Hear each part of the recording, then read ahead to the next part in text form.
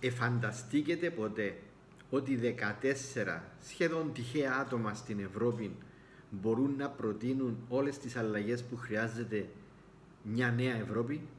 Λοιπόν, θα σας πω τι έγινε εψές. Λοιπόν, ξέρετε το European University Institute. Είναι ένα ευρωπαϊκό πανεπιστήμιο, έχει διάφορες σχολές. Μια από αυτή ονομάζεται The Florence School of Transnational Governance. Μία προφεσορίνα είναι μέλος ενός δικτύου που ονομάζεται Odyssey, που προσπαθούν να κάνουν deliberations across Europe. Προθυμοποιήθηκε να μας δώσει τους φοιτητές της να κάνουμε ένα εργαστήριο μίας ώρας. Προσέξτε, μίας ώρας.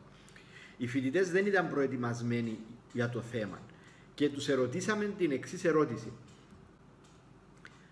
Reflecting on your experience of recent crisis, what needs to change for the EU to overcome future storms? Δηλαδή, με άλλα λόγια, από τη δική τους άποψη, βλέποντας τι έχει συμβεί τα τελευταία χρόνια, COVID, πόλεμος Ουκρανίας, πόλεμος στην Παλαιστίνη και στο Ισραήλ, τούτες όλες οι κρίσεις, πώς τις διαχειρίζεται η Ευρώπη, τι θα πρέπει να κάνει η Ευρώπη για να τις διαχειρίζεται καλύτερα.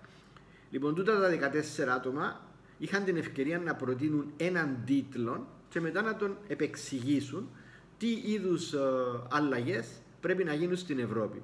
Όταν ολοκληρώθηκε η διαδικασία, ήμουν τόσο ενθουσιασμένος που τους είπα ότι είναι απίστευτο, τούτο που προτείνεται είναι κάτι σαν 14 εντολές 14 φοιτητών που απλά σπουδάζουν στο πανεπιστήμιο για το πώς πρέπει να αλλάξει η Ευρώπη. Λοιπόν, για να χαϊδεύουμε και λίγο τα γένια μας, θύμισε μου ένα βιβλίο που έγραψα πριν 12 χρόνια. 2012, ναι, πριν 12 χρόνια. 10 εντολές πολιτών προς πολιτεία. Τούτον έγραψε το έναν άτομο, αλλά γράφω μέσα ότι είναι εμπνευσμένο από τις απόψεις απλών ανθρώπων που σε κάθε καφενείο μπορείς να τα συζητήσεις. Αν θέλετε εντωμεταξύ να το διαβάσετε, μπορείτε να το ψάξετε. 10 εντολές πολιτών προς πολιτεία ή να μου στείλετε ένα email να σας το στείλω. Λοιπόν, πρώτη ιδέα, πρώτη εντολή ας την ονομάσουμε. Να πάρουμε πρακτικά βήματα, ούτως ώστε να ολοκληρωθεί η Ευρωπαϊκή Federation. Δηλαδή η Ευρώπη να γίνει παραπάνω κάτι σαν την Αμερική, που να είναι ένας ενιαίος χώρος νομικά. Δεύτερη ιδέα, ας την ονομάσουμε δεύτερη εντολή ενός φοιτητή για την Ευρώπη. Η Ευρώπη να γίνει πιο όμοια, πιο ενιαία, πιο cohesive. Δηλαδή, όταν για παράδειγμα έχουμε κρίσεις υγειονομικές, όπως το COVID, να ξέρει τι να κάνει.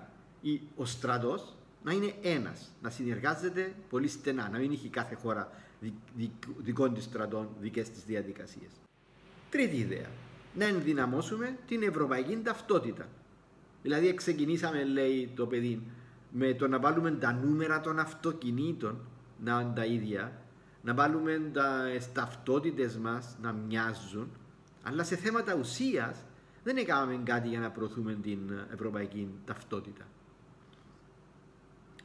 Τέταρτον, πολύ ενδιαφέρον, να προωθήσουμε, λέει, ευρωπαϊκά μέσα μαζικής ενημέρωσης. Μάλιστα ρώτησε τον κάποιος, σε ικανοποιεί το ότι υπάρχει το Euronews? Και απάντησε όχι, το Euronews είναι ελεγχόμενο. Όταν λέω, λέει, ευρωπαϊκά, εννοώ ότι το κάθε μέσο μαζικής ενημέρωσης που υπάρχει η επικοινωνία στην κάθε χώρα να γίνει ευρωπαϊκό. Δηλαδή να το βλέπουν και οι άλλοι, να μην μιλάς μόνο στους δικούς σου, να μιλάς σε όλους τους Ευρωπαίους. Άλλο point, πέμπτον ονομάσαμε το, να ξεφορτωθούμε το unanimity rule. Τούτο φυσικά έχει πολλές συνέπειες. Για παράδειγμα, η Κύπρος να χάσει το βέτο της, η Μάλτα. Πρόβλημα όμως όταν μια μικρή χώρα μπορεί να μπλοκάρει μεγάλες αποφάσεις. Δεν είναι εύκολη η απάντηση του πώς πρέπει να γίνει, αλλά είναι κάτι που πρέπει να δούμε. Ένας τρόπος είναι με ευρωπαϊκά θέματα να τα ψηφίζει όλη η Ευρώπη, όλοι οι πολίτες. Να αντιμετωπίζουμε συνεχώς, λέει, είτε αυτά που αισθανόμαστε perceived, είτε είναι πραγματικά democratic deficits. Δηλαδή υπάρχουν ελλείψεις δημοκρατίας σε πάρα πολλούς χώρους στην Ευρώπη. Δεν μπορεί να μιλούμε κάθε τόσο για τούτα. Πρέπει να έχει έναν μηχανισμό που συνέχεια να τα εντοπίζει και να τα διορθώνει. Είτε είναι στο μυαλό μας, είτε είναι πραγματικές ελλείψεις δημοκρατίας. Έβδομη εντολή. από μια κοπελίτσα που δούλεψε σαν βοηθός ενός ευρωβουλευτή, από ό,τι αντιλήφθηκα. Να σταματήσει, λέει, το περιπέξιμο με τους μισθούς των ευρωπαϊκών, των ανθρώπων που εργάζονται στην Ευρώπη. Τα λεφτά, λέει, που πιάνουν είναι πάρα πολύ ψηλά. Και ουσιαστικά είναι σαν να μην πληρώνουν taxes. Μόνο ένα από τα benefits που έχουν, δηλαδή, είναι παραπάνω από τα taxes που πληρώνουν στην Ευρώπη. Να ψηφίζεται ο πρόεδρος του Ευρωκοινοβουλίου και της Ευρωπαϊκής Επιτροπής κατευθείαν από τον λαό και όχι από τους αντιπροσώπους.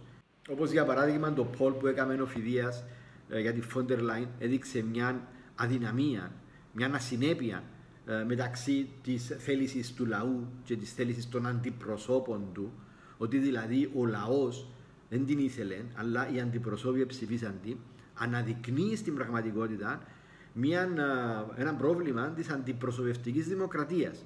Ότι εσύ επιλέγεις τους αντιπροσώπους σου με κάποιες οδηγίες και τελικά κάνουν κάτι το οποίο μπορεί να μην σε αντιπροσωπεύει.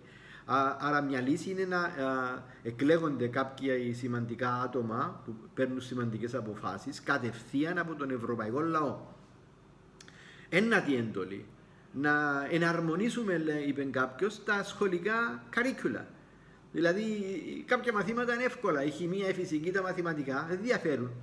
Να μην είναι υποχρεωτικό, λέει. Σίγουρα μπορεί κάθε χώρα να κάνει τις αλλαγές, αλλά φανταστείτε πόσο πιο οικονομικό θα ήταν και πόσο πιο εύκολη θα ήταν και η ανταλλαγή των φοιτητών και μαθητών, όπως ξεκίνησε με το Εράσμους, να κατεβεί κάτω στα επίπεδα των δημοτικών και των γυμνασίων. Άλλα μαθήματα είναι πιο δύσκολα, όπως στην ιστορία. Αλλά γίνεται να διδάσκουμε την ιστορία η κάθε χώρα τη δική της, ακόμα και αν βρίσκεται σε σύγκρουση με τη διπλανή της χώρα. Πρέπει να γίνει ένα ενιαίο σύστημα. Περιμένουμε ένα φοιτητή να μας το πει τούτο.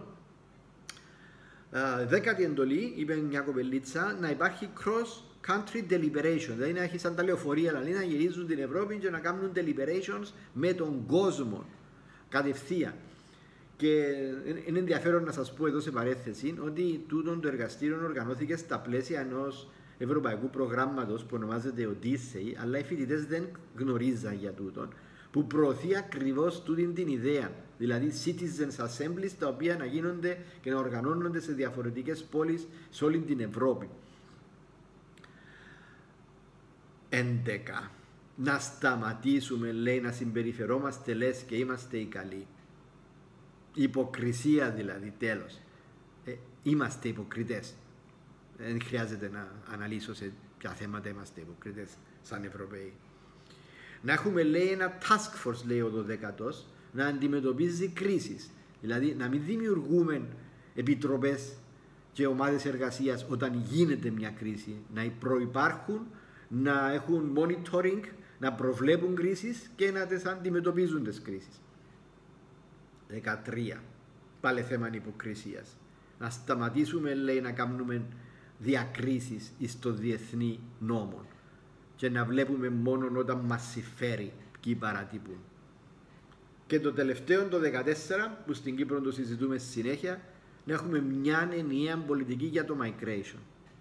Τώρα, φίλοι μου, αντιλαμβάνομαι ότι τούτα τα 14 σημεία, τα οποία είπα 14 φοιτητές από ένα σχολείο που κάνουν ένα μάστερ στα political sciences, μπορεί να μην είναι εύκολο να εφαρμοστούν. Νομίζετε όμως ότι είναι συναρπαστικό το ότι ο κόσμος ξέρει τι πρέπει να γίνει στην Ευρώπη, αλλά δεν υπάρχουν πολιτικές δυνάμεις που να σπρώχνουν να γίνουν τούτα τα τόσο ουσιώδη, τούτες οι τόσες ουσιώδη μεταρρυθμίσεις.